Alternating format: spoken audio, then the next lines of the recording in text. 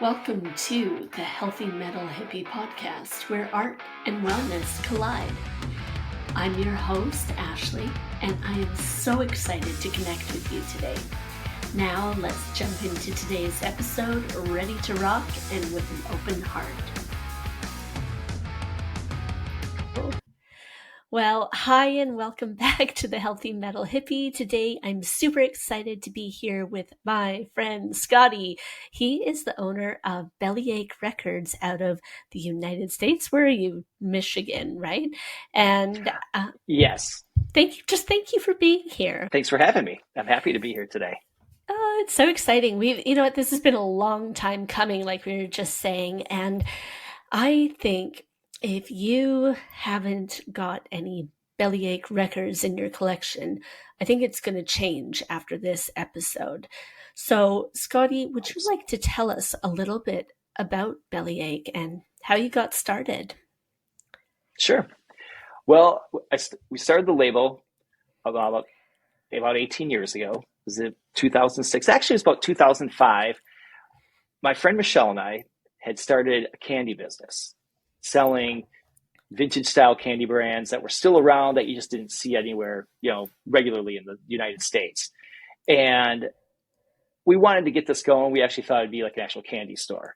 And it all started with one day she sent me an email and just said, "Hey, do you sell candy at your store?" And I was working at a record store. And she said, and I was like, "Well, yeah, no, but we've actually thought about it." And she said, "Well, then if you did, we could go to this." And it was this link to this thing called the All Candy Expo in Chicago, which looked like a lot of fun. And we're like, so if we start a business, we can attend this candy expo.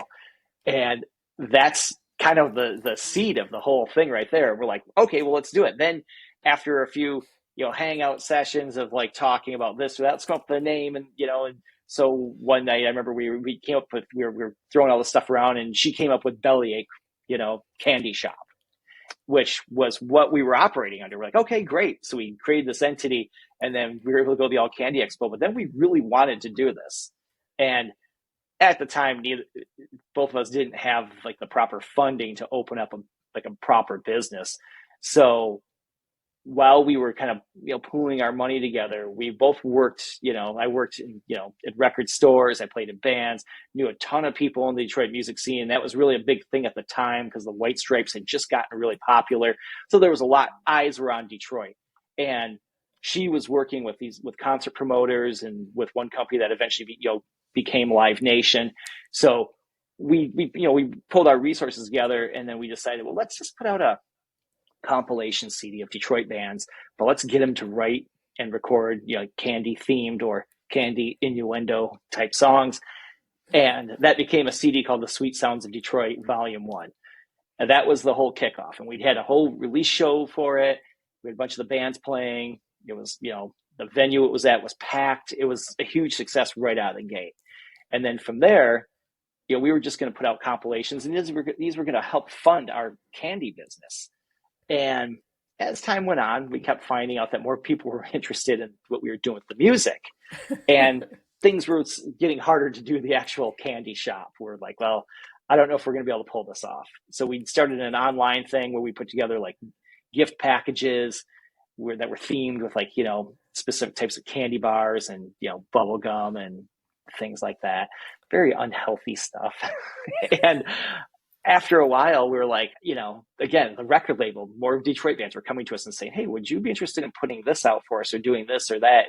So we started working with more bands and we decided to shift the whole idea of doing the candy shop to we started making and producing our own candy bars that were based around the artists that we were working with. So that became, the way to, let's keep candy involved with doing music. And over the years, we worked with a number of popular bands from the area that would pack Detroit clubs, playing original music. And we did pretty well with it for quite a while, for nearly, for about like 7 or 8 years. And then at one point in time, after Michelle, at one point we kind of like split, and it wasn't, bad or anything. It was, she was working a job and sort of like moving on. I kept the label going and I started working with some other artists that I was shifting the focus and started working with this band Voyager 3, which I'm going to show you their new album. And then with my friend Dave, who goes by the name Slasher Dave. He's a singer in a metal band called Acid Witch from Detroit. And it started becoming more Halloween centric because his stuff is very Halloween. Yes. And I love that. Yeah, indeed. And like very horror synth, John Carpenter style type stuff. People that love John Carpenter movies and the soundtracks he would provide for his films. Dave's music is very similar, but I always know when I'm listening to Dave's stuff. It's not I would never consider it like a rip off or anything. It's definitely, if anything, if you hear the influence, it's an homage. And the Voyager 3 guys do instrumental stuff. That's guitar, drum, and synth. And sounds like 80s soundtrack music. I really started getting into this, and that's kind of where I was putting the focus. And then at one point, being a huge Alice Cooper fan, and after Ryan Roxie rejoined Alice Cooper's band, it was like, I think I'm going to approach Roxie about doing a 7-inch for the label. See if there's something he would like to do. And I was going to talk to him. And at the time, Chuck Garrick had Alice's bass player, everyone knows from Bisto Blanco. He had a band, his own thing going too. And I was going to ask him. I started talking to Ryan, and it first turned out like, hey, I do like a 7-inch, just an acoustic thing or something easy, But then it turned into like, hey, how would you like to do a 12-inch, like an EP? And then it turned into, how about an EP with 2 different versions of every song? And we're like, let's do it. And that became a thing. And, that was in 2013 that we'd started working together. And then from there, it was just like, we put out another album. Then I started putting records out for Tommy Hendrickson from the Alice Cooper band. And, all the while still working with Dave and Voyager 3. And that became more of my wheelhouse. I got my rock element and my Halloweeny and synth rock element all together. But that's so basically that's the most nutshell version I've ever given of that story. No, but that's like, you sit there listening going, oh, so cool. We met because of Ryan Roxie, and absolutely. And it's funny because when I met him, I met him in Norway for that one show they did with Alice Cooper. That's when we first met. And then we've just kind of like been friends since then. So it's like 10 years for us. Yeah. And, but I have that Ameriswede record, and yes. And I love it. And he signed it for me. He said, "To Ashley from Norway with love." And it's true, because that's where we met. But so it's cool. Yeah. So these kind of like strings have tied us together longer than we've actually known each other, which is pretty cool. Yeah. And I see you've got your Alice Cooper button on as well. It's a button, right? Yeah, yeah. The one thing at first, it's the button, because the one thing I wanted to get out of the way, so nothing turns political or anything. I know you're in the UK, but we have a big election coming up next week, and I just need to, support my candidate. Alice Cooper for president. Absolutely. Yes, absolutely. Yep. Yeah. No, I think you're. So before anyone asks, what side are you on? It's like, well, Alice. I think I support that. Yeah. Oh my God, I love it. It's you're really quite a horror movie enthusiast too, which I'm trying to be cool and be like, yeah, I like scary movies. I get really scared, but I spent many years watching a lot of really bad horror films, and I've always bought into the concept that any good horror is a great comedy. So they're ridiculous, and and some are just genuinely terrifying too. But I'd been into that for a long time, and I feel like in more recent years, I wouldn't say falling away from it, but I find myself going back and watching the stuff that I enjoyed when I was younger, because there's the nostalgia factor. Has that played, just like music? Has it really influenced Bellyache and the label and everything? Nostalgia, I would say for sure, because I think you reach a point where, like you want things to be exactly how you like them. Like I've always said, with every record that I put out, I would never put out something that I wouldn't buy myself. If I wouldn't purchase this, I won't make it. I won't put out something just to get a cash grab from an artist if I didn't really care for their music too much. And and I've it doesn't seem genuine. It's sincere. So I want everything to be exactly like just something that I would put in my record collection. So Yeah. whenever we're doing a record and whoever's doing the graphics or doing the art, I always, want to, I'm not going to micromanage it, but I would like to have some type of influence. If I don't like it, I'll say something. And sometimes we've changed things, and it was always great to, because sometimes, you get some artists that are like, well, this is what it is. This is how it's going to be. And, I'll talk to the band and we'll say like, hey, maybe more like this is the direction that we want to present this. And we always seem to get like, instead of getting blowback, you get exactly what you want. And then everyone ends up happy because Yeah. there's nothing better when the records come out. People are like, oh my God, that cover, it's great. They love it. And when I do the Slasher Dave records, he's done pretty much almost all of his artwork with the exception of 2 releases that we've done where we had a friend of ours do the artwork. And that artwork, turned out spectacular because that was the reason why we went for another guy. But Dave has even done cover art for some of the Voyager 3 records that we've released, or actually all the Voyager 3 I've released have his cover art. And Oh, it's fantastic. that's So, interesting. so being aside from being like a great musician, he's also a fantastic, artist and designer. And we've never butted heads over anything regarding the artwork that was going on to anything of his or of Voyager 3's or even another artist if he was doing something for.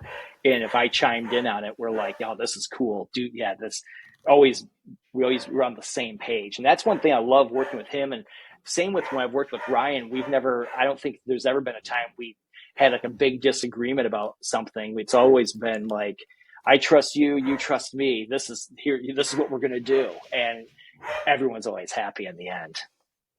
Do you Yeah. have the Imagine Your Reality record that we put out I for Ryan? I do have it. And Yeah. yeah, I was Yeah, hoping you would do you have a copy of that with you? Because I do. okay, good, Now, because it's very this is a sold cool. out record. Yeah. So when we put out this record, this is Imagine Your Reality by Ryan Roxy. Yeah. He wanted to do 4 different covers. He says, I want to do something similar to like Alice did when we put out the Eyes of Alice Cooper album, where it was the same cover, but they just changed the color of Alice's eyes for each Yeah. cover. There was 4 different covers. And I said, doing 4 different LP jackets would be really expensive. It would look cool. But I have I think a more fun idea.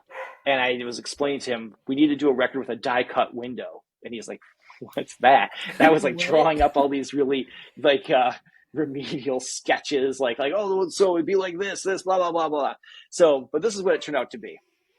So we have the same back cover on every record, a nice shot by Kyler Clark, Alice Cooper's assistant, an ace photographer. And the front is this die cut window. And we can have this, you get all 4 covers that he wanted to do with this one. So what we did was we put in 2 double-sided like lithographs that you can flip around and you get each cover. And so like, whichever one you have facing out is your Roxy reality.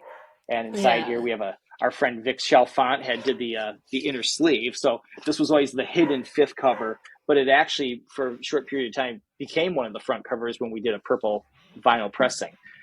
So when Right. we did the record, whatever image was facing out, whichever background, you got that color vinyl. So if it had this image, it was on white vinyl. If it had this image, it came with It red was vinyl. If it had this image, you got blue. And if it came with all three of them, Yeah. it was on black vinyl. And at the time, we also made sure that everybody got a signed poster inside. We did a download code Mm-hmm. and a CD copy, like a press disc. So Yes. you got all formats basically, aside from cassette, Yeah. in this record. And it appeased everyone because whether or not they were going to play the record, because I seem to get a lot of people that buy records that don't actually play them. They just like to have the jackets and the records and frame them or get them signed. Yeah. And we made sure that everybody like could buy it all in one package. Even though we did do a CD version of the album that came out on Bellyache Records and it was distributed through Cargo in the UK. Right. So people were able to buy just a physical CD if they didn't want to have the whole vinyl package. But this was probably one of the more elaborate packages that we had done because you got everything with it. Yeah. Now I see record labels not even including download codes anymore because everything's streaming. So, Exactly. you can just pull it up anywhere. I like the download code still, and I find that a lot of things that you get on like Bandcamp and things like that they'll either just here's your automatic download or you'll get the code with it. Yeah. And I still think Right. very cool to do because even if it's like it might be on streaming, but I want the files, I want something, right? Sure. And, and I completely get behind that as well because being a purveyor of physical media, I still want to have it saved in some capacity because I think we've seen even with movies, you'd buy a Blu-ray and it'd come with, your code and you download it. It's like, okay, great. You have it. So then after a while you're like, oh, well, it's streaming on this service or that service. I've noticed things going away, like disappearing. Yeah. I've had music from artists that I've liked that suddenly disappeared from, like I use Apple Music and it's gone. And it's like, oh, something must have changed with the licensing or something, but now you don't have it. So I still like the download code. We had not been putting them in our last few releases, mainly because the return on them has been a little bit light. Right. But there's always somebody every time we put out a record that says, is there actually a download code for this? And sometimes I'll just, if it's if they're really adamant, like I only listen to vinyl, I don't stream anything, I'll still make the tracks available to them. Yeah, no, and that's really nice that you do. So they at least have some, version of that. I just love how things look on vinyl. I love the jackets. You hear it from everybody. I love having something you can hold and feel. Like whenever you see artists talking about their new album, especially big artists, and they're excited to see it on vinyl, it is cool because if they grew up in a time where they went to a record store or anywhere that sold records, a department store, they would they want to see like what they remember when they were younger, and then taking it home and dropping the needle and actually listening to the record because it's a lot of work skipping around. It is. And you know what? I was thinking about that too. One of the biggest things that, putting these elaborate sleeves and everything together, I'm sure that you remember those times too, where you got that record you were after as a kid. And there is something so indescribable about bringing that piece of plastic, whether it's even in just a CD or if it's a record or whatever, but you sit down, maybe you put your headphones on or you drop the needle on your nice big system and, you sit there and you look at the liner notes and you examine and memorize everything that's gone into it. And you're just like, this is a masterpiece, not just in the music, absolutely, but every other piece that goes into it. It's an experience.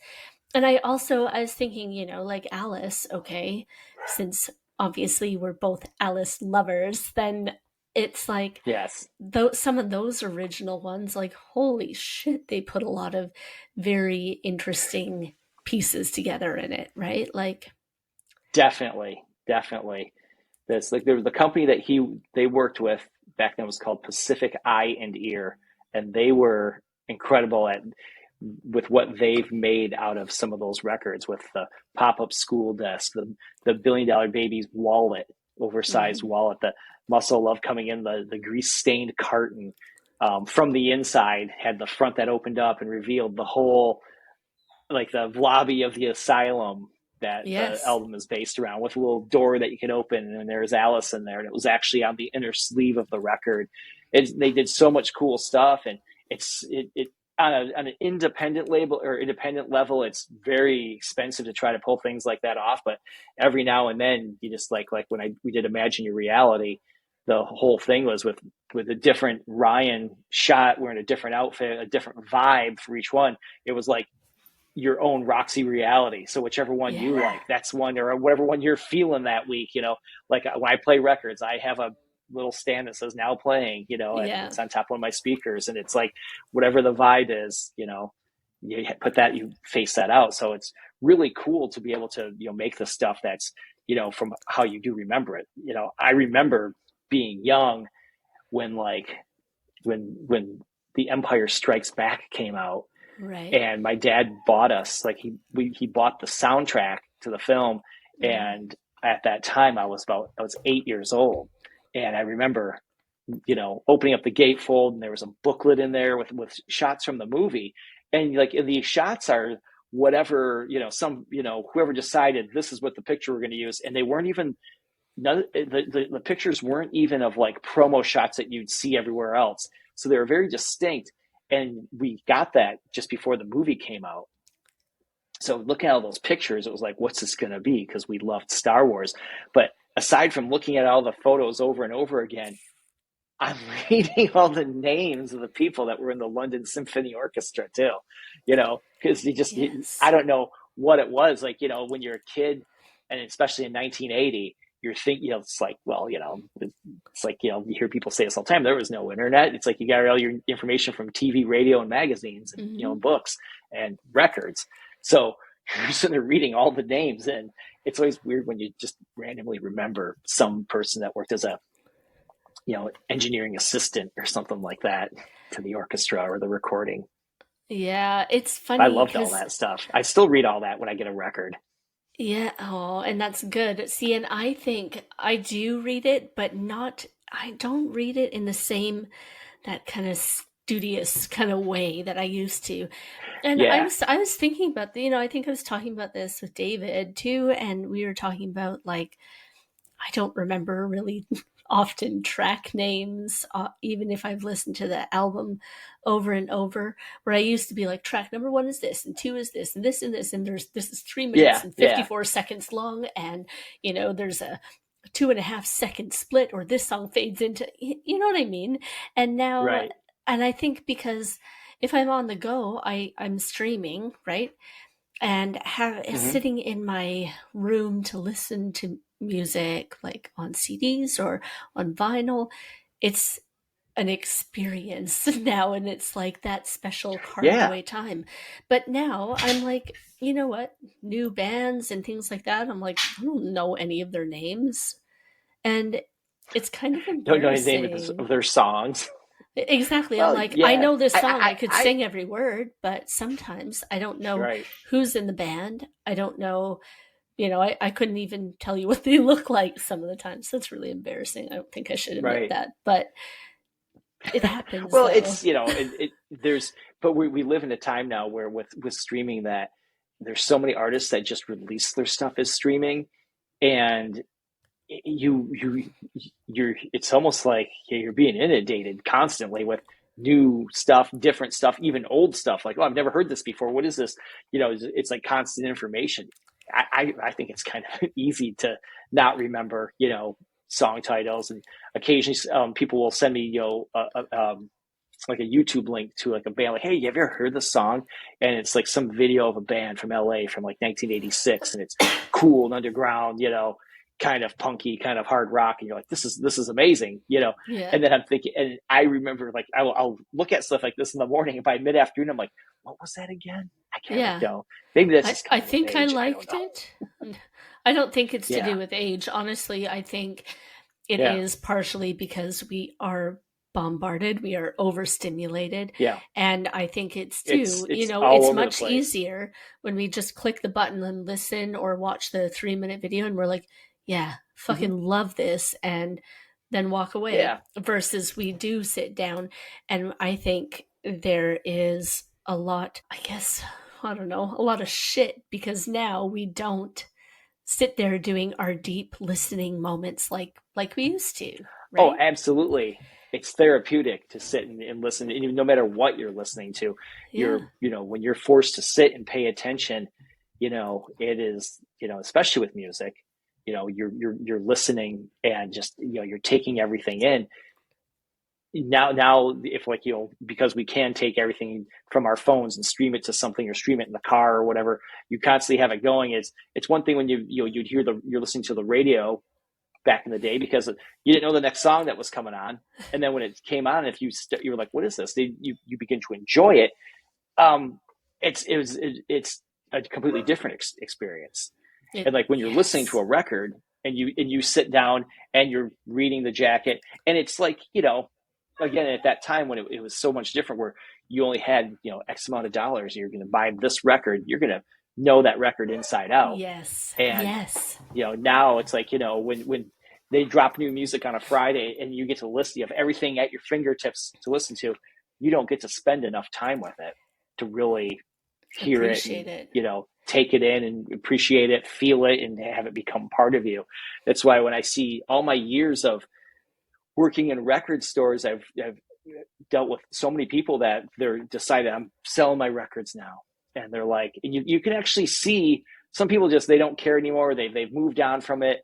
But then there's people that, as they're holding it, you're like about to hand them money for their childhood or their teenage years or something Mm. like that, their college years, anything that they were really like, something they were really passionate about. And you see it come back in their eyes a little bit, where there's like, oh, yeah, of changing times. But sometimes it's just, they need to get stuff out of the basement or whatever. Yeah. But that's, Yeah. you see that a lot, where you're kind of like, this was a big part of them, because they, spent all those years sitting there laying down during a boring summer, nights, listening to their records through their headphones and just staring at the album jackets. That's why sometimes I get a little, if we're not going to put anything on the inside, like credits or anything, or lyrics, I want to make sure the artwork looks good enough where you have something to stare at for 35 Yeah. minutes, Yeah, I at least on the absolutely front and back agree. cover. Do you think You that know, that was, no, go. Tell me. oh no, go ahead. Go ahead. No, you tell me. Oh, you I asked me. I think that because of all of this, I think in some ways people have really devalued music and forgotten what it actually means to them, and what it means, Yeah. not just personally, but actually what it means like as a society, and in culture overall, pop culture, but everything. It's Yeah. there's a lot deeper meaning, and I think because it's all right here, Yep. we totally take it for granted, and it's very sad. there's always there's always been artists that were considered, like, people would quickly pass off as being like, oh, that's just flavor of the week, this or that. But I feel like it's like that more now than ever, because you're just handed, like, here's the brand new track from this person, and they're Yeah. not putting out a new album, they're just releasing a new track, and it becomes a thing that people listen to for about a week till the next thing comes out. And then, like, there's a lot of that happens, and no one spends any time getting to know it. Yeah. When I was working recently, um, there was an artist playing that I had known, that had been around for a long time. We were listening to the latest thing, and I'm hearing it, and I'm like, are any of these songs popular? Because it sounds like very modern stuff that people would be really into, but Yeah. yet I could also, and then I'm hearing from the people I work with, like, nah, not really. There's nothing like you hear something, and you're looking to, like, hear what's the big iconic single from this record. Whenever an artist would have something new out, there used to be these artists that would have a new song, and it was like, wow, this is a huge song. Yeah. And now some of these artists put out records, and you're like, what are the hits off this? Is there anything? People are like, oh no, Yes. it's just, they treat it like background music for the most part. Oh my God, it's Unless so you have true. like your, And nothing stands out. yeah. I mean, and I'm not going to lie, like there's new music that I like, but I agree that if you're putting on whatever it may be, it's hard to pick out, oh, that is the track. It's like Yeah. And sometimes there's just not even one. And I think maybe do we also settle for just kind of average run of the mill music now? Where, I mean, I'm not saying there Yeah. wasn't shit in the 60s and the 70s and the 80s. There was obviously, Sure. there's been shit forever, right? But Right. it's like, but I think we just didn't, we weren't so saturated with like, and now because we all have Yeah. computers, we can all make music. And in some ways, I think Hmm. it's an absolutely beautiful thing. And I think that we all should. But I'm also like, okay, maybe it's not quite up to snuff. You know, maybe Yeah. that's mean. Sorry, but Yeah. And there's some artists that continually put out new stuff. I know, like it's like every time there's a new Taylor Swift record at the shop I work at, people are like, we always sell a ton, and I always say, "What's the big hit off of this?" You know, yeah, because every time I hear anything from someone Taylor Swift, it's something from the 1989 album that was released well over like a decade ago. It's like, right, but that still sounds new, you know, because yeah, is anything from this new album being played? And that's not me attacking that, you know, her, but it's like, it's, you know, they're not nurturing these songs to stick around long enough, because all of a sudden there's another single, then another one, or, you know, then there's another artist. There's always something new coming out from somewhere where mm-hmm. you know, do songs top the, you know, the charts for weeks at a time like they used to? I don't know. I I mean, I stopped paying attention. some do, right? And I mean, Yeah, Taylor, yeah, okay, she definitely has. And yeah, I think off this new one, it's been Fortnite primarily, but yeah. that still probably is not my favorite song on the album. Um, No, but like, yeah, everybody, this off the Tortured. Is it Tortured Poets? Is that yeah, yeah, the album? Yeah, yeah. And I mean, but I mean, that's huge. It's still being played like everywhere I go. Um, yeah, Dance remix is coming out now, which I'm like, oh yeah, it's kind of a yeah. banger. I I See, I like that. Even if I'm, you know, if it's an artist I don't actively buy music from, I mm, like that people are passionate about it. That's one thing about the whole Swiftie movement that I actually kind of like. I get it from being a fan of like bands that got really popular in the '80s that were like, you know, that became huge, and watching, you know, there was fans that bought everything that came out, you know, buying all the merchandise. I'm happy that there's people that are still interested. yeah, Every time she puts out a record, anywhere I've worked for the last 30 years, it was huge. And yeah, I like, some people get all bent out of shape about the variants and stuff. I love that, because when we put out records, we'll do a couple different color variants for the yeah, fans, pick out which one they want, or buy them all. You know, it's because I do the same thing. The last Alice Cooper record that came out when Road was released last year, I made yeah, sure I had all my copies and had Alice and all the guys sign them. So, you know, it's like, yeah, sure, it's the same music on every one of them, but it gets me excited because, you know, I'm a fan. yeah. I So know. I like seeing Well, that with do other you artists too. know the darts like the darts US? Well, Nicole, who's the singer, she was on the podcast a few weeks ago, but it was so funny because yeah, their last album, Snake Oil, I definitely bought all all of the versions, like Yeah. first How many pressing, variants do they have? oh fuck, I think Yeah. there was at least four of Yeah. this one, maybe five, I'm trying to think. But I'm also like, I do buy a whole bunch of variants sometimes, but I'm trying to be good and stick with one because like I just don't have the space. Even though like Yeah, I get that. inside I'm Well, like I I did want that. them all, but Yeah. this one's pretty I and did that that one's with pretty. always with Alice. Yeah. Always with Alice, I'll buy all the variants, and I did that with Iron Maiden for a long time. I had to stop because they started coming out with You're like, these ugh. other versions. It's like, oh, no, I get that whole thing too, because I see it with every artist. You know, being a Yeah. record store guy too, it's like I see everything that comes out like that, and especially when they make it difficult for fans, when it's like, oh, you have to buy this one from Walmart, you know, you have to buy this from this Yes. store, and then here's a web exclusive from Amazon or something like that. Yeah. Yeah, it's, you know, the Target it can be exciting. It exclusive, the can be Walmart frustrating. exclusive, You know? the store web Right. shop, three different versions. You've got the Amazon one, Yeah. you've got the TM stores one, you've got all of them. Well, at this point in time, if people are buying records like Bellyache Records, we always kind of limit it more towards like the primary colors.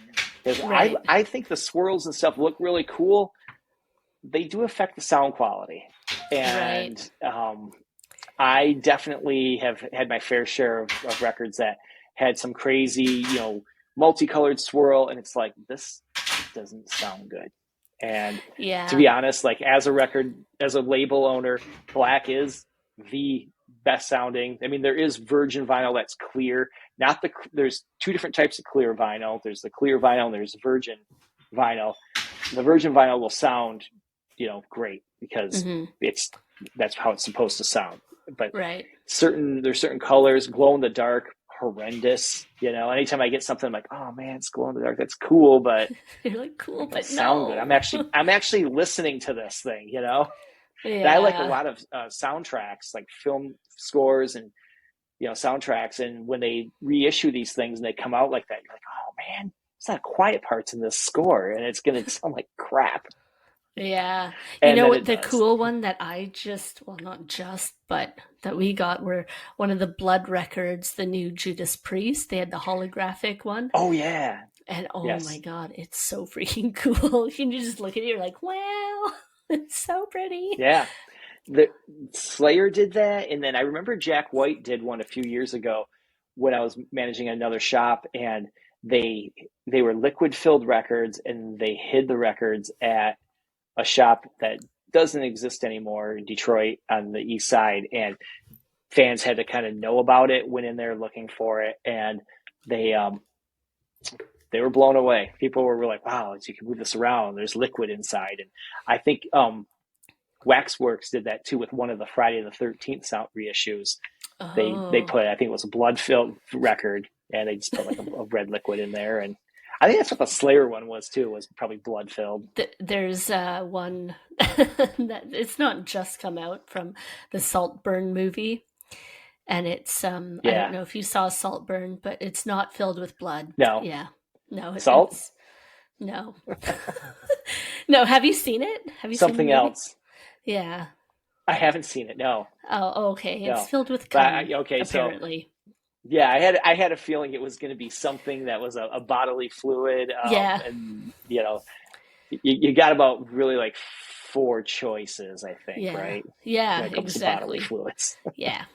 So it was, and I gotta be Whose did they honest, use? and it's not real. Come on.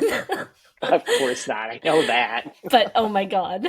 They, but you look at it, and you need to watch the movie now because honestly, I'm traumatized by it. So yeah, Yeah, yeah. So you'll enjoy that part. I'll check it out. Yeah, Mm. The point yeah. is, I it's used to like, watch horror movies on the regular, and then once I drifted off a little bit, every now and then when I get a recommendation like that, it's like, okay, yeah, I'll check that out. And then I'm like, what did I just watch? I I've never mean, been like that before. that's the only part of it that I found traumatizing was, the bathtub and Yeah, yeah. So, you know, it's just yeah, gross. It's just so gross. But and I mean, if you've seen it and you're listening to this, you definitely know what I'm talking about because everybody is like, all right, that's what happened in the movie. Don't remember the rest of it, yeah. but so Well, I'm creepy. glad that they were able to tie in some sort of, promotional, do like a tie-in Exactly. with a record. I think, and I don't know, I think it was like super limited, like, I don't know, say 300 of them or something, but everybody Yeah. wants some. That's the cool Yep. thing, too. If you've seen the movie, you'll know. Wink, wink. Yeah. Yeah, ugh, ugh, gross. But that is one thing I do love about it, though, is, even if the splatters and all that don't sound perfect, I love them because sometimes just looking at them, Yeah. they're so beautiful, and you're like, Oh ah, yeah. and it's all Some of part them of are that experience, it's like like you're a piece talking of about. art. Yeah, yeah. There was recently, or within the last few years, Waxwork had done a reissue of the Edward Scissorhands soundtrack, which is a beautiful Cool. score, right? Danny Elfman. And they had this amazing looking splatter. That's great. They made new art for it. And when I put that thing on, and it was just like snap, crackle, pop over and over again. I'm like, Oh, are you kidding me?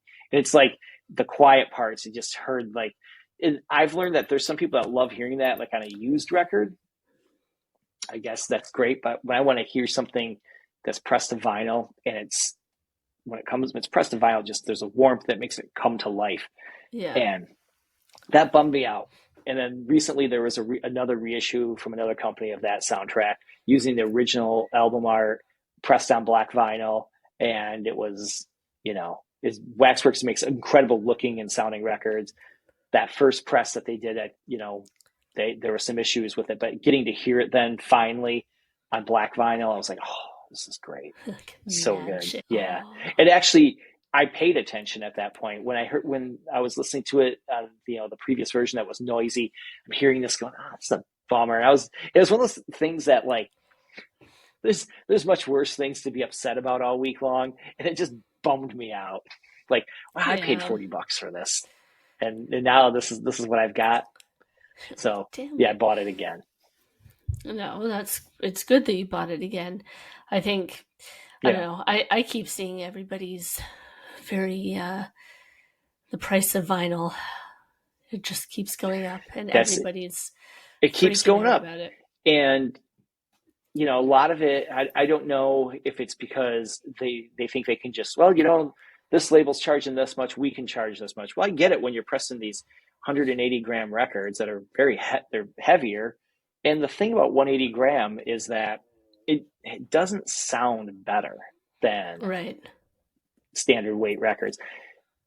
If your plates are cut, the stamping plates are cut right, and they come from a good set of lacquers, it's going to sound great. And there's always been this myth of that it's a deeper groove, it sounds better, but it's just a thicker record. The plate Right. is the plate. It already has the grooves in it. It can only go so far, of Right. what's on the surface of the plate. And and that at first I kind of believed that as well. Like, oh, it's got to sound better, right? And then the pressing plant that I use, they were like, no, they don't do 180 gram, and they're like, it doesn't sound any better. Right. I had learned that from all the years of standing there while they pressed records, and they're telling me like, no, this is how it is. And Yeah. I believe that makes complete sense to me. So Yes, it they said, does. yeah, 180 gram is a marketing, scam. Kind of So, like and, vegan, but, gluten-free water. It's like- right. Yeah, exactly. Yeah. Or just saying something's organic or vegan, and yet, but it doesn't, there's no ingredients, yeah. you prepped it for someone, you just tell them it is what it is. So, Yeah. I wish we could I could easily just only press black vinyl Hmm. and call it a day. It's not as expensive to press it, like a lot of pressing plants, like when they're doing colored vinyl, they do it at certain times or whatever. I would prefer to do everything on black because I want it to sound good. Because first and foremost, I want something Yeah. we can enjoy. But I do understand that people like to collect stuff, and so do I. Like even when I'm going to buy a record and I see there's 3 different variants available, and One, there's a two, black three. vinyl, I know, and I'm like, oh, do I buy all 3 or do I just, this one looks cool. How much am I going to play this? Then if I have Yeah. to really think about how much I'm going to play it, then I have to think about why I'm buying it. Yeah. So I don't question when people like, but if we have 2 different colors available, which is usually where we go, sometimes we'll do 3. I'm always curious as to why everyone leans towards a certain color. Are they into it because Oh. it matches the cover art better, or I always wonder what the psychology behind that is. Oh. Why Okay. Have you did found this one anything sell out out though? before? No, everyone's like, oh, I just like this one better. Like anytime we do like red in another color, red Yeah. always sells better, and I'm not sure why. That's weird. Because I'll be Yeah, honest, usually I'm like, red? I don't want a red one. Who was yeah. it? Green Wasn't always that does particularly well too. green is cool though? There's not enough green vinyl out there. Yeah, That's what yeah. I say. Well, if you want green vinyl, Yes, I do. let's see here. Is this one? So we did the new. So this is the new record from Voyager 3. It's called Killer Cabbage. It's a soundtrack to an independent film that is. It's like, I haven't seen the movie yet. It's like it was. They're still showing it at like smaller like film festivals, and it was something that was shot locally in Michigan. And the guys from Voyager 3 felt very like, oh, this seems like this would be fun to score. They were asked to score the film, so they did.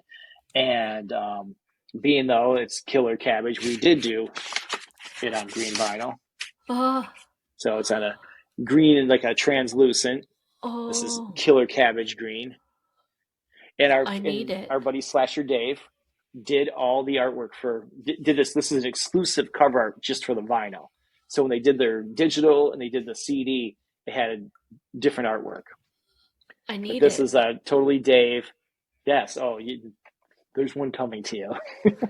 But yes. There's even an Easter egg on here where I wish I had a copy of the first Voyager 3 7-inch sitting next to me, but Dave did the artwork for them back in 2013 of like this road warrior guy in a car, and he's like got his fist, he's shaking it, like he's like, yeah, he's like this road warrior dude. And there's a bit of an Easter egg on here because like this is kind of like an homage to that guy.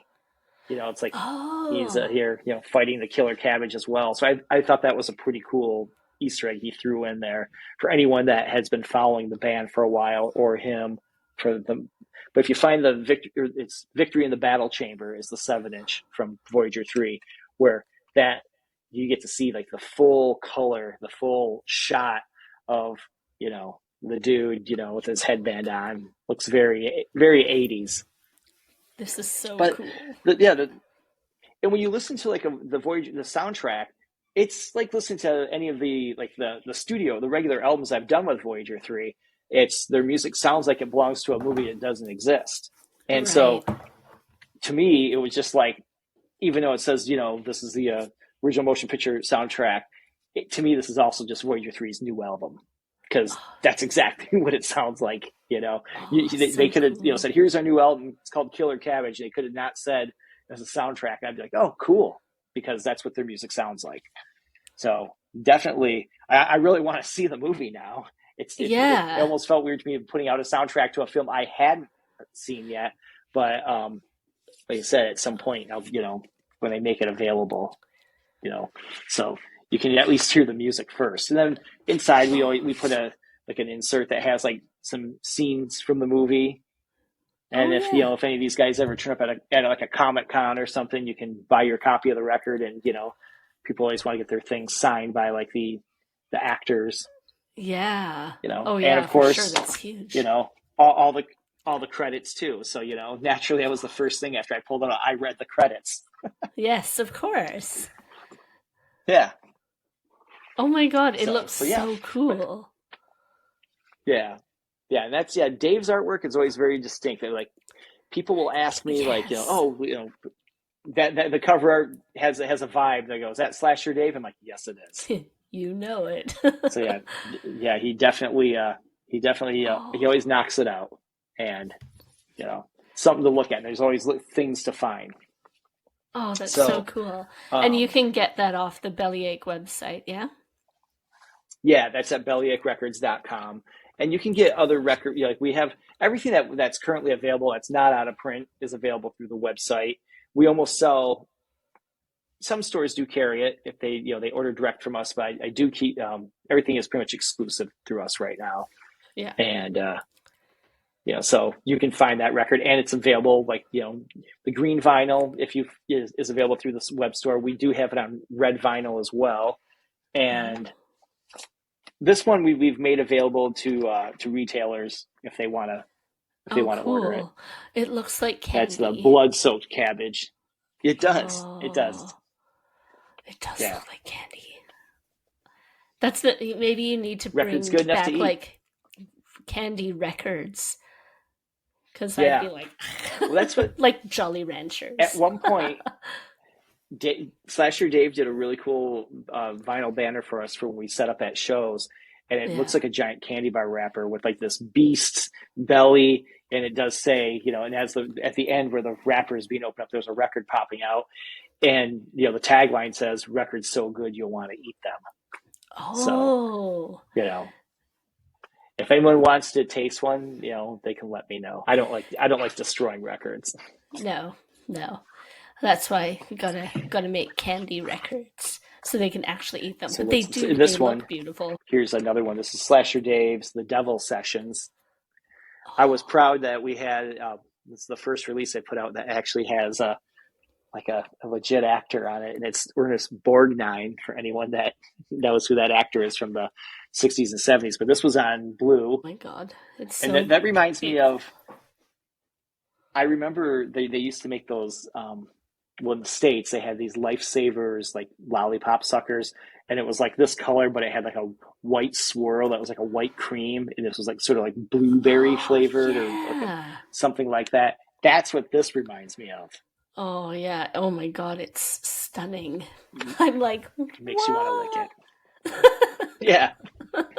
Yeah, but that's the Devil Sessions. He had two different EPs that we put on one, Devil Sessions, and when you flip it over, it's got this album was called Haunt Chamber. Oh, so So cool. this was we two contrasting styles of artwork, but I thought they both look amazing. And we do that so people could, whatever front cover is the one that they choose, that can be their front cover. Yeah, and I think that looks really cool like that. Thank you. Thank you. Oh, oh my Yeah, God, I'm and, like, one thing about doing those transparents and doing like if it was an opaque, I always go for, like, I've always had heard that the darker colors will sound better. You go for a lighter color, like a white. Sometimes it could come out sounding a little bit brighter. So I tend to stay away from whites and what's the other yellow. I'll do like a translucent, but the opaques tend to, they can turn out a little noisy if your masters aren't, your lacquers aren't cut properly. interesting. But we've got a good lacquer master, and the lacquer master is the person that actually cuts the music to a disc, so that way they can make the plates that stamp the records. Oh, that's so And our guy's interesting, though. fantastic. Yeah. I almost bought the new Kylie Minogue on yellow vinyl, so now I'm glad I didn't. Yeah.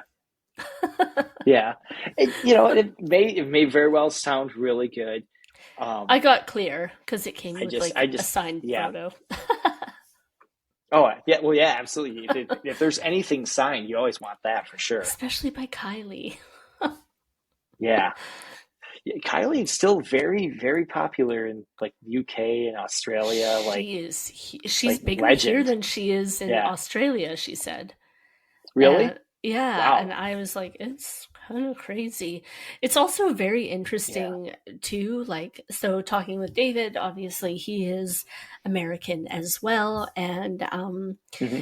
he talks about here how our record stores are really kind of thriving, and Yes. where and just how different it is from America. He's like, he always says like the Hmm. music scene here, it's like the 80s were in the States, and it's, to me, I find that really interesting, and I absolutely agree with it, but probably in a, I mean, I understand it differently. I think about here versus my hometown, Calgary, and yeah, obviously Yeah. London, there's going to be stuff happening no matter what, but it's Sure. especially in comparison. But it's interesting talking about it from Boston or from Detroit versus London, because obviously Hmm. two massive music cities, right? Like, Yeah. and so the fact that we're thriving so much here, but even here, people are like, it's dying, it's over, and it's like, no, we've Yeah. actually got it really good, guys. It's really good here. I wonder what they would think if they come here, because where I live in like in a less than a two, mile radius, there's at least 6 or 7 record stores, and they're all in this part of town, and everybody, you can go into any of them on any given day, and there's always people milling about buying records, and it seems like a lot of people buying older stuff. I often wonder how it is with the newer music. If new artists are, if people are coming in and buying, if they're stocking multiple copies of new albums from from artists because, it's the latest thing.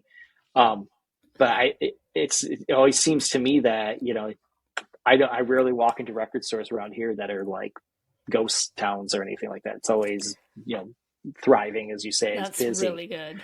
So, but I always hear that from people that go to the UK and then go travel Europe. They're like, oh, the record stores are awesome, which, they find so much cool stuff. And I, I know part of that is, just different, different, I don't want to say markets, but different areas where some artists were, more popular in different countries Yeah. as opposed to, here, and finding some things over there is like people are like, wow, I couldn't buy everything because, it would have cost, I'd have to get another suitcase or something, Yeah. And I mean, it's true. You'll find a lot of like, well, people from all over the world coming into the shops and trying to, well, and truly loading their suitcases, dropping 400 or 500 Yeah. more pounds because they're like, where I'm from, we can't Yeah. buy this stuff. And it's like, Sure. holy. And it makes you realize just how lucky you are to be surrounded by so many great music stores, independents and chains and everything Yeah. else here. It's just like, it's mind blowing. It's really special. And so, Yeah. That's, as a music fan for sure. And as someone like myself, I get people all the time that ask like, hey, are you guys going to have this in the UK? You're going to have this in Europe? And it's so expensive to ship overseas now, like heavy boxes of records. And it's got to the point where it's like, well, the records would be so much more expensive. That was always the thing, is that the import copies were always so expensive, and it was, because of the shipping costs. And now that shipping is at an all-time high. That I remember when I could ship a record to somebody overseas for 10, 11, 12, US dollars, and now it's well over like 20, $22, and to the point where, as we were talking about how records were getting more expensive, we decided that with our records, we still can sell them for, between 20 and $25 US, which is pretty good for, a single it's LP very these good. days. Yeah. And like the new Voyager 3, we put a $21.99, tag price on it. Yeah. So we figured, let's try to keep the price low so people everywhere, can afford to order it, because, we unfortunately can't, get a discount on the shipping. We got it as low as we can get it. Yeah. And, when it costs $21, $22 to ship the record alone, it's like, I always feel bad that people that live outside of the US have to pay so much more to get it. Yeah. And I've seen some labels say, oh, we lowered our shipping price, but then the actual price of their vinyl goes went way up. up. Like, oh yeah, I see the game you're playing. That's it too. People will be like, free shipping, but it's worked into the cost. $40. Like, right, exactly. It's $40, but you get free shipping. This is it. But you know what? Sometimes, I hate saying it, but sometimes people are like, yeah, that's totally awesome. But, and it's fine, but it's like, I don't know. And there are a lot more costs just with producing it than I think people even realize anyway, right? Because it's like, so what? And that's definitely. You just push this record, it's made, and that's the end of it. And it's like, okay, no. Right. There's so much there's more. A lot of costs that go into it, especially when you artists that are signed to labels where one fortunate thing with what I've done throughout the years is most of the artists have just brought me their music, and and we've almost treated it somewhat like a licensing deal. Like, okay, well, we're going to make you the best record that we can make you. I've worked with artists that have tried to factor in their studio time, paying a producer, paying a manager, paying a booking agent, all the stuff. They try to recoup it somehow out of their record sales. And it's like, that's when, you see $30, $40 records and the artist making no money because they're paying everybody else with that product. And now that it is a little bit more expensive to make records, I can see why they would charge so much, but at the same time, people can't, if they can't afford it, they're not going to buy it. Yeah, exactly. So and that's double-edged sword. Yeah. No, and I agree. I don't know what the sweet spot is too, because it's the value that we place on it ourselves, right? I Yeah, see, I'm usually happy to pay like £35 for a record, but that's still a lot, right? It's yeah, yeah. It is. like, you know, um, when I see one that is like £21, I'm like, what? This is a bargain, Yeah, you know?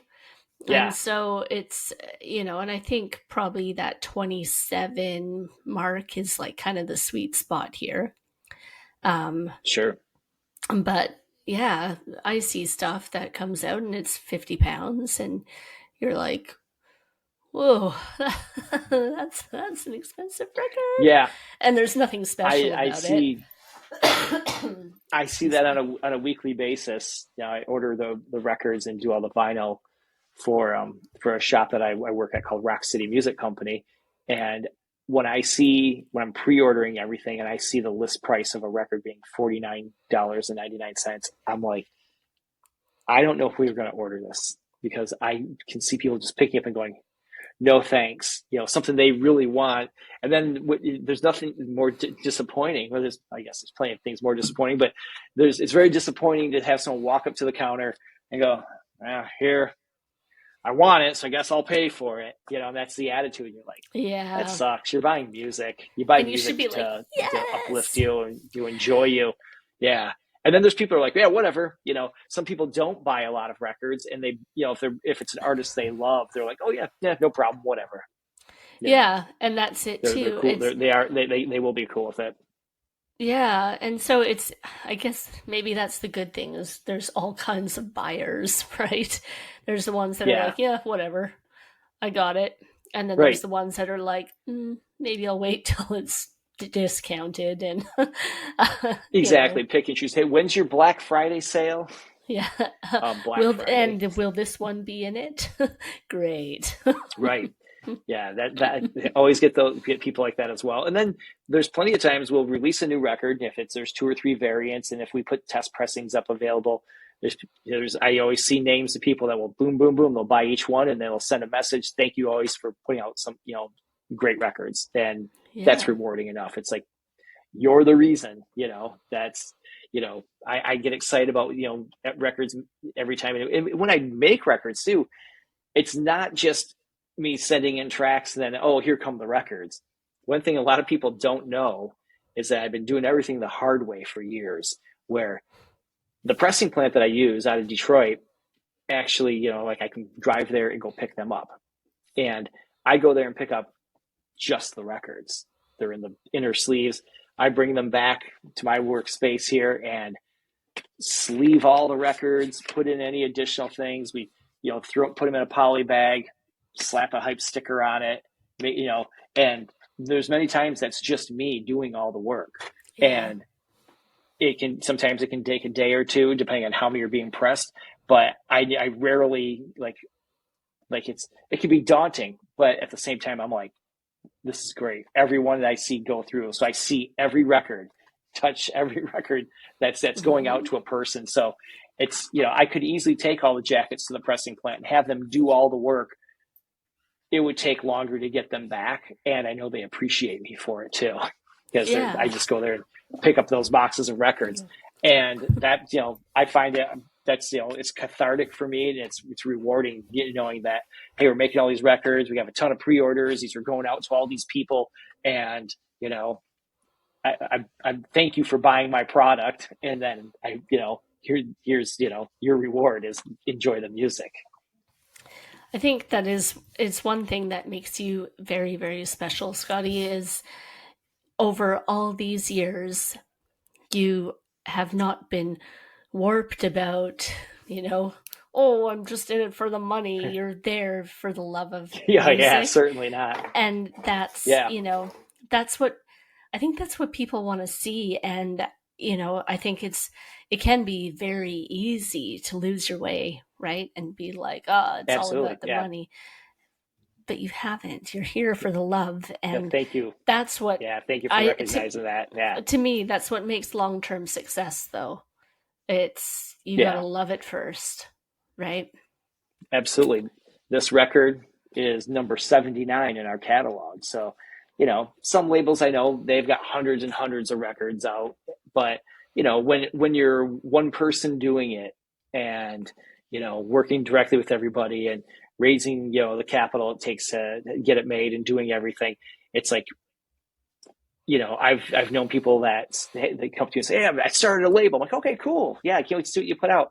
And then 3 records later, they're tapped out. They're like, Yeah. "Wow, that was way more work than I thought it was going to be, and no one bought it or this or that." And you're like, "No, that sucks," and never like, "Oh, well, that sucks. I'm glad my records, still move," but it's always like, "Yeah, that's a bummer." It To hear is. that from anybody because it's it's like it's something I know a lot of people that's what they would like to be doing. I mean, I would love this to be what I do all the time, Hmm. but I also have full-time work, full-time job, and as much as I hate having this, some people say, "Oh, so it's like a hobby label," and I'm like, No. no, it's still an extension of me. It's still something I do. It's like Yeah. it's not just like, oh, I don't have time this week to work on records. It's like, no, if I'm making the commitment to putting out this record, then it's like I'm You making have to the do it. time and the commitment to do it. It's like I want to make sure that when someone gets it, someone places an order, that thing's going out in the mail within 24 hours, Yeah. regardless, unless it's a weekend or holiday. Yeah. No, absolutely. And yeah, that's it is kind of a slap for people to be like, "Oh, so it's your hobby." It's like, no. Yeah, yeah, that's God, it. I hate that people I've had say a few that to people you. recently that are like, "Oh, I always thought that was a like what you did." I'm like, "Oh, well, thank you. I'm glad it looks that way, but I wish it was." But it's running. It's not like it's not like something you just pick up every, like I said, every couple of weeks and start doing. It's like, well, no, this is still an everyday thing for me, and it has been Yeah. since we started it, Yeah. regardless.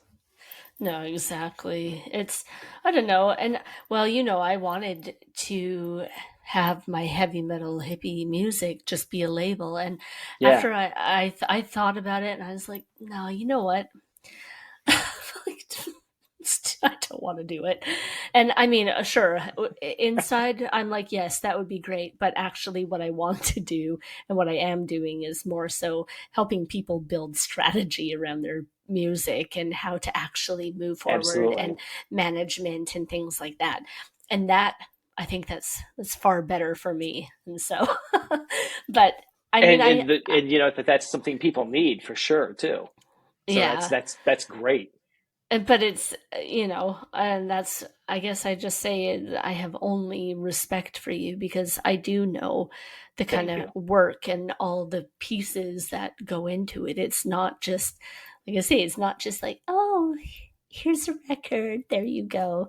That's like, and I Yeah, think most people aren't that naive that they think it's just that, but there's still, I mean, we've even talked about it, there's a lot more pieces than the average person does realize that's there, right? yeah. So, It's kind of like movies and TV and like making records. It's amazing how quickly people are to take a dump all over something that they don't enjoy without thinking about all the work that went into something. It's like true, like we have our like you'll watch a movie like, God, this sucks, or maybe it doesn't speak to you, but yeah, when people are like, then they're very adamant and they're like, yeah, don't watch this movie, this or that. And you think about the thousands of people it took to make this. And it's like, but they were all on set going, this is going to be great. Like their vision is different. They see something yeah, differently. And, you get a lot of like, division with like, when it comes to music and like movie and TV shows that people are very, subjective, and it yeah, it kills me when they think like, oh, this thing sucks. They just like as if we just slap something out. It's like a lot went into that, yeah. It's and it's funny I've been too. down the road. No, sorry, I was go. just gonna say I've been down the road where we've gotten test pressings, and that's something I think some labels don't always, especially bigger labels. I don't know if they're listening to when you get a test pressing to hear how it's going to sound before you tell them to press the records. And Yeah, I've got test pressings that were like, yeah, this isn't acceptable. It's too noisy. Yeah. there's problems here and there, and we tell them do it again until we get it, because I wouldn't want to put it out there and have everybody going, God, this sounds awful. Like when you see all the reviews, when people go on Discogs and they log their Yes. copy, and you see like all these reviews saying terrible pressing, this sounds awful, these guys should be Yeah. ashamed of themselves. It's like, I don't ever want to read anything about that about one of my records ever. No. No, and I don't think you would. So I don't think you have to worry about Thank you. that. But Yeah. it's yeah, I don't know. It's interesting too. I always think about that. Like if I'm listening to something, I have to remove myself from it in some ways because I might go, oh, this is shit, but I'm actually going like it's not shit. It's just I don't like it. It's not my personal Right. taste, but I can see Sure. why everybody loves it. Absolutely. And I think you have to separate yourself from things in that way. And there's a difference between like, okay, yeah, really bad pressing, something that's been truly just slapped together, not much quality control. That's a little bit different, right? But that still Yeah. doesn't Yeah. even mean that, you know, say the actual song or whatever is bad either. So it's all just like Yeah. people need to Absolutely. calm down. Right. I know. I don't understand why people can't just let other people enjoy something. Yeah. You It's know, too there's so many easy. people that are so quick. Yeah. And especially when it's, coming from like social media or like YouTubers or something, when, like all these people just looking for a hot take, Yes. almost like clickbait stuff, people want to listen to someone, just take a dump all over, something that somebody worked so hard on. And, Hmm. you know, it's so I kind of look at things from the point of view like, well, I didn't enjoy this or whatever. So, but I'm not going to sit there and go online and say 1 star, Exactly. there's this movement, like I'm really sitting there on a computer, or this, like, oh yeah, no way. Don't waste your money on this thing. Um, I don't ever get involved with doing stuff like that. It just, if it's Yeah. something's not my cup of tea, I just won't say anything. It's like, Yeah. okay, well, No, I you may enjoy agree. this. I didn't care for it, but I know people from working in shops of, like, people have different tastes, and I know when to recommend something to someone, even if I'm not a fan of it. It's like, Yeah. you'll love this. Did you like it? Not really my thing, but I know you like this, so I know you'll like it. And then people are like, well, yeah, I did like that. I've had people that were apprehensive to buy something because I said, yeah, I wasn't a big fan, but I know you like this, and I know it will speak to you, and Yeah, then they're like, oh, exactly. okay, cool. And So that's that's always, you know, so when I'm selling my own records, I just tell people this is what it is. You might enjoy it. Maybe go sample it online. And I've probably had people come back to me that was like, yep, I want everything this band put out. add to cart, add to cart, Yeah. add to cart. Check out now. Right. Exactly. Yeah. Yep. Absolutely. Oh, And then, that's really or sweet. when you hear something, and you go look and it's like sold out, you're like, no, suddenly you're looking at everything, Amazon, Discogs, any online retailer that might have this.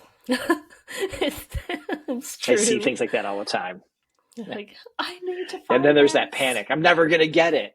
And then Hmm. you overpay for it. And then it turns up, that, oh, here's our second pressing. You're like, You're like, oh, mm. But then there's the $70. people that would be like, yeah, but I got the Spent. first pressing, so it's cool, Oh, right? absolutely. But Yeah. there's that Yeah. collector First too, press. right? Yeah. Hmm. Oh, Hmm. yeah. There's plenty of people that they only want like an original, you know. Yeah, And sometimes the original, especially when you're dealing with in older music, isn't always the best either. There's plenty of people get upset when they go, oh, they remastered or they did a remix. It's like, well, yeah, it needed it. It didn't yeah, sound good to begin with. and But I so think that's here's it. here's your crappy original pressing, And then there are plenty of records that are like, wow, they have not gotten this right since the original pressing. That's Yeah, unfortunate. I know you're a big Beatles person, and as they continually reissue more Beatles stuff, you know, I find it comical as soon as all the critiques start coming out, mm. where people are like, "Oh yeah, no way! Like, there's no way these are gonna sound good, or nothing, beats the UK pressing. There's no way this US Of pressing is gonna be course. any better, or they're taking the '86 stereo mixes of this." And I'm like, "Oh my gosh!" Yeah, that's too much for me. Yeah. But I'm not, I do find I'm it not that, comical to listen to.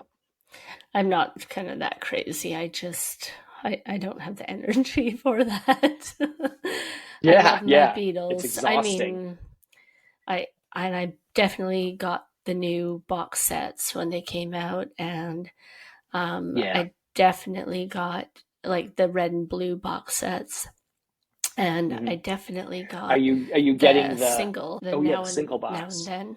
I got that, Yeah, yeah. and Oh yeah, but the Now and Then single, that's right. yeah, I got That that came one out on last year. blue. How'd you like that song?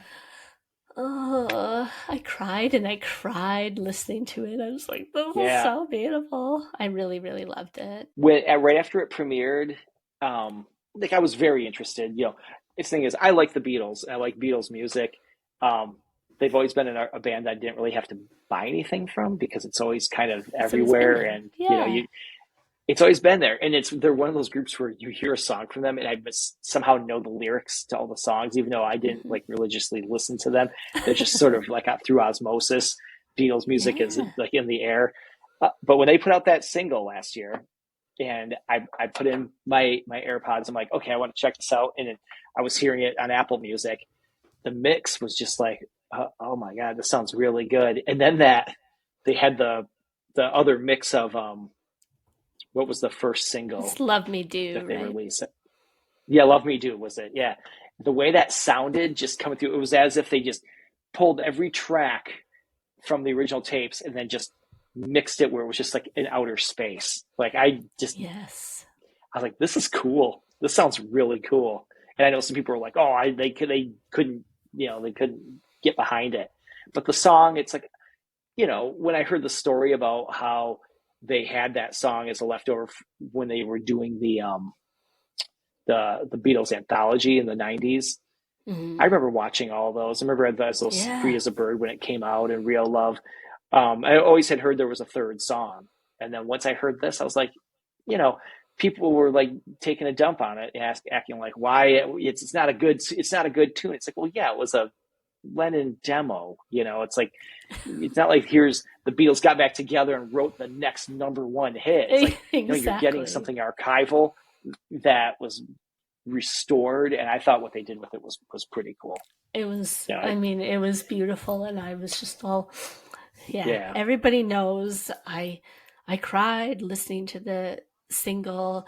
I cry seeing when I saw Ringo. I cried, and he gave me his towel. yeah, And when I saw yeah, Paul, I cried the whole friggin' show. So yeah, yeah, it's like it's fine. yeah. There's nothing wrong with that. I mean, that's it's it. There will come a time we won't have anything like that. Yeah, We're not going to cry at watching tribute acts. You know, yeah, you might exactly. cry at how some of them, aren't playing the songs right, or Maybe. wishing that you might cry over being upset that you had a chance to go see Paul McCartney multiple times through your 52 years on the planet and you didn't go see him. You didn't. Me.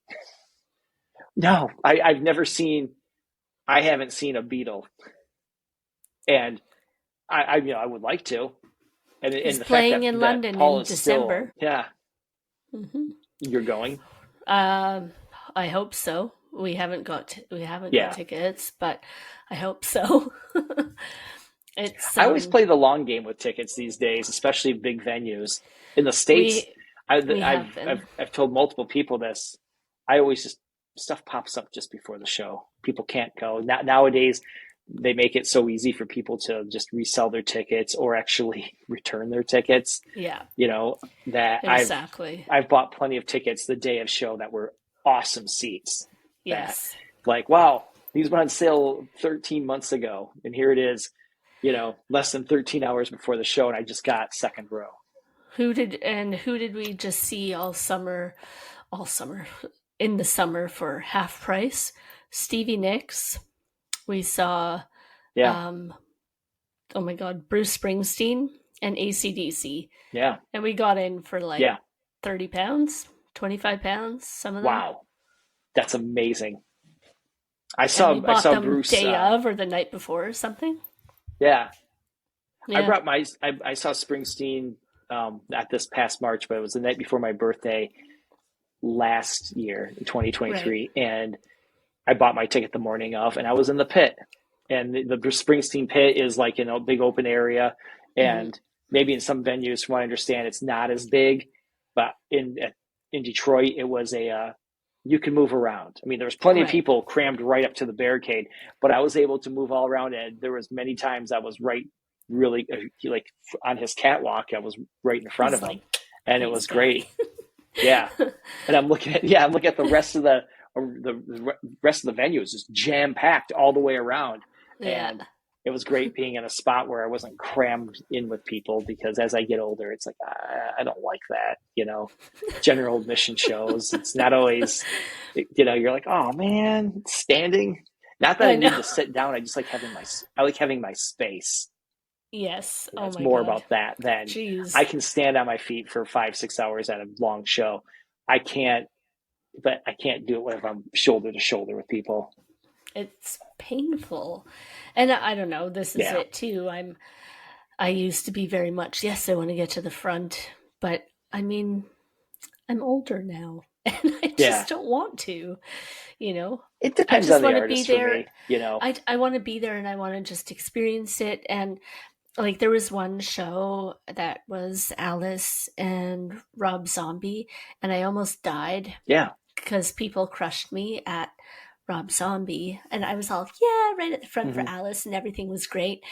And then he came on, and then everybody squished me, and then I was kind of going under, and I truthfully I couldn't breathe. It would have been I think one of those situations where like truly somebody dies, and they security pulled me out like this. I don't even know how they did it, Hmm. but they did, and I was like, yeah, I'm good. Thank you. 100%. I had that exact thing happen to me. And I went to go see the Ramones, and this was in 1992, and they were playing with it was the Ramones and Social Distortion were the opening band. And during Social Distortion, people were, there was a pit going in this venue from not very big but so when they got done, we moved down to the floor and I was trying to get to the front for the Ramones. I wanted to see them right front and center. Yeah. And as I got like closer, I was about maybe a person away. And then when they came on, they always opened up with, they're always playing overhead the theme from The Good, Bad, and the Ugly. Right. And as that's playing, it's really the tension is building. And then as soon as it drops out and you hear, and at the time it was after Dee Dee Ramone was out of the band and they had CJ Ramone, he Yeah. brought energy to that band that hadn't been there for a while. And he, like, you also hear him 1, 2, 3, 4, and then as soon as they kicked into the song Durango 95, that crowd suddenly got like this much taller than me. And I remember just like, oh my gosh. And it was like moving so fast. And I'm still trying to get to the front. I'm like, there's still like one or two people in front of me. And at that point, some guys like his Doc Martin got caught onto my pants and it started pulling me down. And Oh I started going down and I'm no. hanging onto his leather jacket. And I'm like, oh my God, oh my God. And then there's people just like stage diving. I've got people coming around me left and right. And so I'm pulling myself up and You're this guy can killing see me. that I can't breathe. So I'm pulling myself up on his jacket and he lifts me up. And as he pushes me over, all the security like grabbed me and I fell between the barricade and the stage. And then as I looked up, Oh. I could see Joey Ramone looking down at me. And he was tall to begin with, but he looked like he was 10 feet tall. And he's looking down, and CJ Ramone was looking down at me too, and he was smiling. And at the time, I think he had braces. Like, I was like, and it was so crazy. But then the security guy that picked me up, he picks me up and he stops, he looks at me, and it's this guy that I used to, when I was a kid, I don't know if people understand this, I used to have a paper route when I was young, where I Yeah. delivered newspapers to people's houses. You rode a bike and you threw it on their porch. And he was from the town I was originally from. But he worked down in Detroit at this, at this venue. But I was from about 2 hours north. He saw me and he went, oh my gosh. And he said, you okay? And I was like a little bloody. And he let me stand like right between the barricade and stage right by the PA. And I'm like watching the Ramones at that point, and it was so awesome. And I'm like, this was great. And then all of a sudden I felt this super sharp pain in my leg. And it was this girl, and she had like these spiked heels on, and she's kicking me. And I remember she just grabbed me, and she was like looking at me going, I'm going to be the closest to Joey. And I remember how yellow her teeth were, and the bad, like her breath and everything. It was so like, at that point I had enough. And I just was like, okay, I can't stand here anymore. And I just worked my way through and just, moved my way back up to the mid-level of the venue. Cause it was like, I had just been through that, and I was still like coming down from like the adrenaline and the anxiety of being crushed, and just like, I hope I don't suffer any damage from this. My friend's dad was a chiropractor, and I remember I had to get an adjustment the next day from that.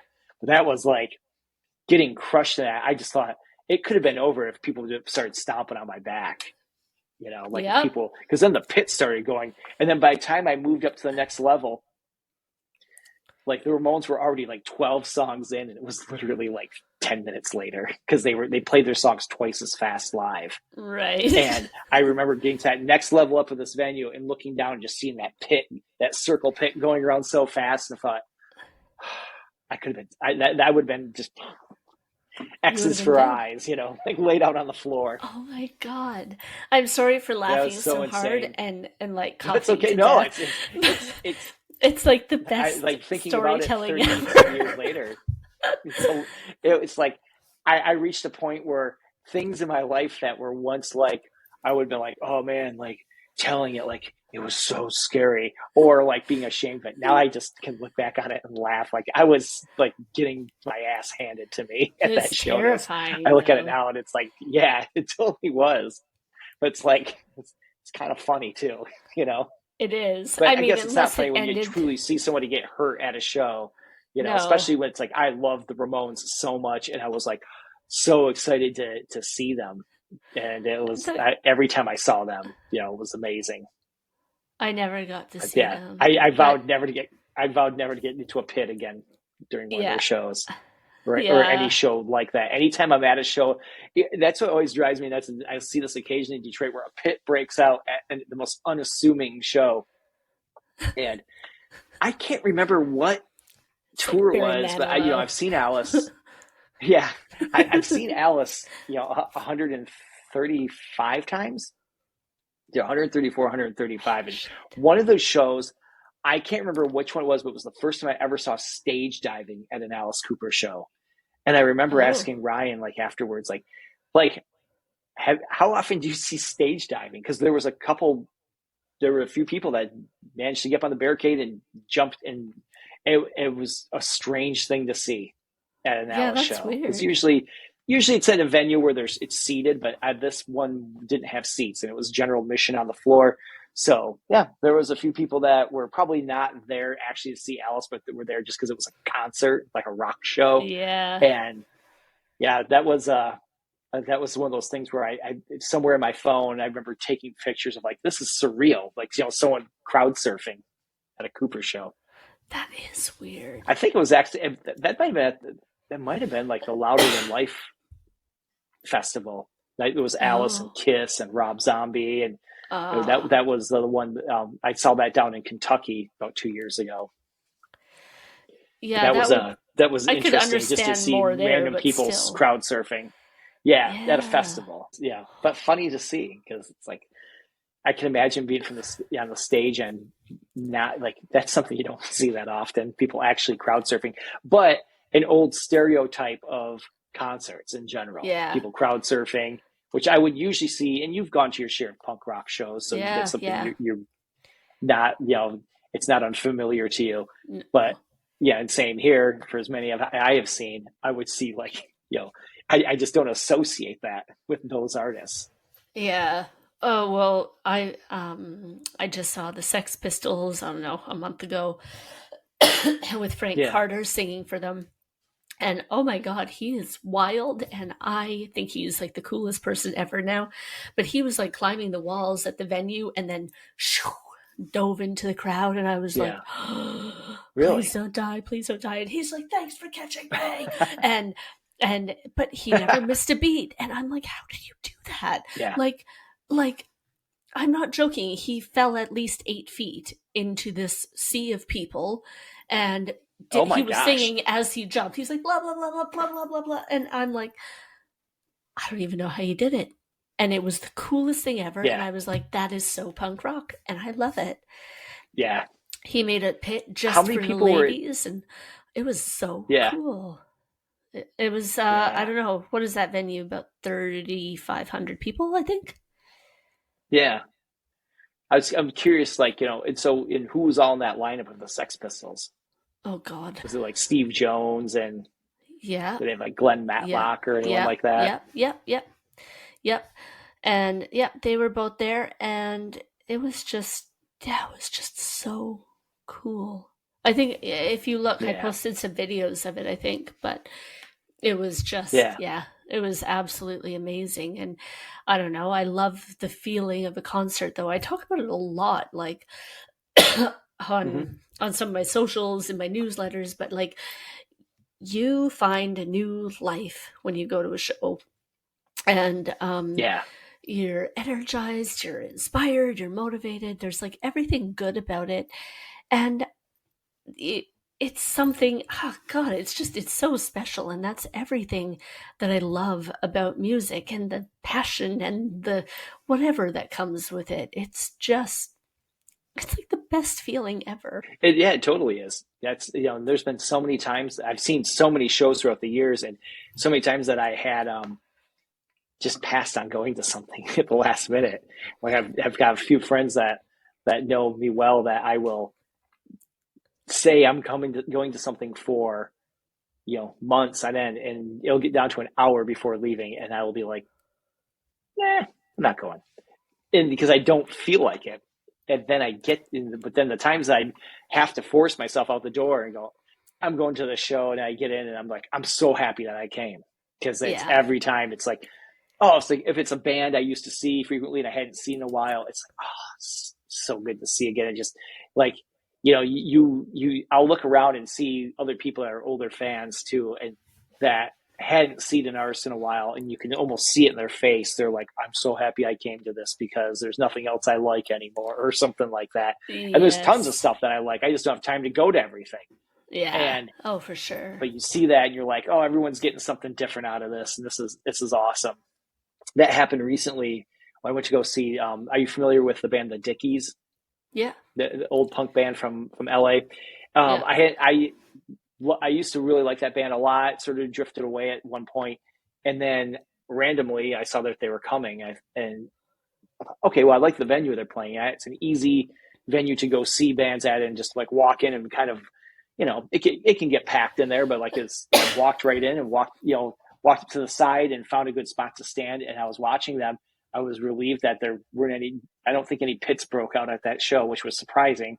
I think a lot of the crowd was older too, and I hadn't seen them in a long time. And their songs are short, and I think they only played about 35 minutes, even as the headliner. But you heard like 20 songs in that Right. 35 minutes, and I was satisfied. And I was super happy that I came to it. And I was like, oh, that was great. It was so good, and I left in a great mood Yeah. after like kind of dreading, like, oh, maybe I'll stay home. But I was so happy that I did, and it was one of those things that mentally it just gives you that, like, you know. I started thinking back to all the other times I saw them and some of the danger I experienced at one of their other shows. That it was, it's crazy that now you just show up and you're like, oh, cool, I don't have to worry about things I saw at some of the other shows, some of the other venues that were scarier, and 30 years ago. Right. Oh, yeah, I love all the memories that music brings with us, that we carry through our lives, and then all the cool stories Yeah, that we get to share along the way. And Scotty, I am going to say thank you for keeping that passion of music alive in absolutely thank you. everything that you do. It's like there's, you know, it's the people like that are few and far between, but they're all the ones that are going to keep music thriving forever. And so Thank you. Yeah, to, I appreciate that. today I think we'll have to wrap it up. We're probably going to have to do a part 2 Mhm. of this episode. And Sure. I want to know, so if people want to find you, where is the best place to get in touch with you? The best place is always Instagram. That's whether you go to Bellyache Records Instagram, or if you go to my personal, which is just Scotty Hagen at Instagram. Those are both like the easiest. But if people are interested in checking out the record label, bellyacherecords.com is where you can buy any of the records that we've released that are still readily available. But yeah, I'm also on Facebook, and kind of not on. I mean, I still have an ex Twitter account, but not as active on there as I used to be. Right. I don't really have anything controversial to say. Yeah, I know. I don't go on there anymore. Instagram is my preferred method of social media, but I still have Facebook pages for the label and for myself on Facebook as well. Yeah. Okay. And I guess if you have one piece of advice for people that are thinking about starting a label or something like that, what would it be? Stick with it. There's a lot of challenges. But I always tell people just, try to stick with it, because there's so always unforeseen hurdles, but in the end, you end up making something that you absolutely love. And when you love it and you find other people that love it as well, it's like, it's gratifying. You might get rich doing it, you might not, but if it's something that, if you love, like, records like I do, I've stuck with this during the times that I didn't have to make records, but I wanted to do it. I wanted to keep doing it. And I'm so happy that I did. Like when I look at my record collection and I have a whole section of the stuff, I always keep, a copy or two for myself of everything I've put out. And I see that's always inspiration to me, that, this is cool. I did this. I think about like, oh, if ever something ever happened to all my records, I just would want to make sure nothing happened to the records that I made, the ones that I put out, because I feel like that's just like, it's getting close to 20 years of doing it. And I look at it like, I keep looking this way because I'm looking at my Bellyache records that are my collection over on a shelf. And it just leaves me with a sense of fulfillment that, no matter how many I continue to put out, or if I stopped it like, tomorrow, it's like, this is something that I've been very happy with. So I just, I continue to stick with it. It makes me happy. Someone that's aspiring to do it, it's a cathartic process. I think, it would be great for anyone else too that's really into it. Amazing. And you are, like I say, you're a true legend, a true hero, and championing music for the future. And so thank you again for being here with us today, Scotty. It really means the world to me. And we'll talk to you soon then. Thank you. Thanks. Bye. Thank you so much for joining us today on the Healthy Metal Hippie podcast. If you're looking for more, head to healthymetalhippie.com and let's connect. Until next time, wishing you a magical week. See you later.